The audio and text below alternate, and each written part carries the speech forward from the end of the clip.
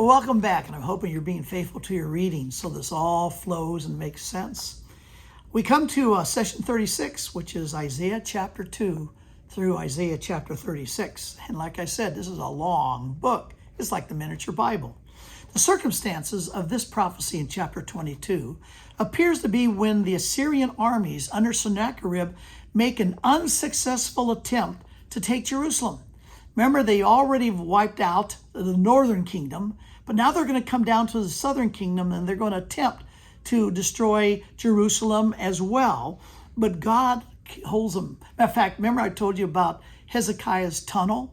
That at this time, how do you get water? Or usually when they laid siege to a city like Jerusalem, it cut off the water supply and the people would fall.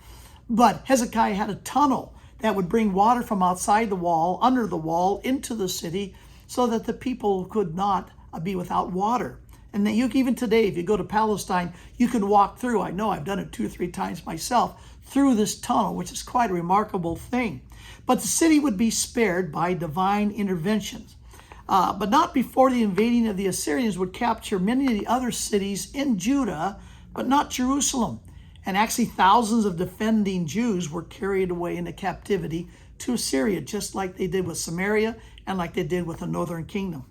Well, Isaiah saw that this deliverance of Jerusalem was merely a reprieve, because the final calamity was only a matter of time. If the people would not learn the lesson what happened to their brothers and sisters up north because of their wickedness and indifference towards God, wouldn't they catch on that God's going to bring judgment eventually onto them as well, unless they repent?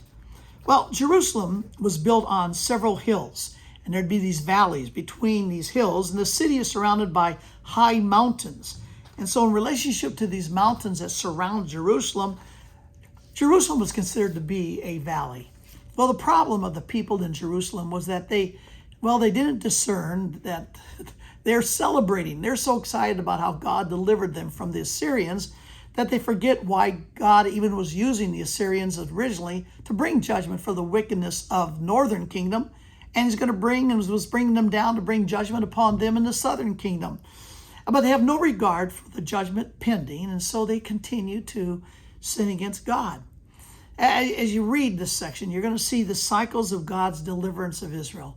When they sin and they do wicked, God brings punishment. When they basically honor God and repent, God brings blessing. So Judah's warned. Jerusalem is warned. The nations, surrounding nations are warned. It's kind of like, get a clue. That's a good message for us.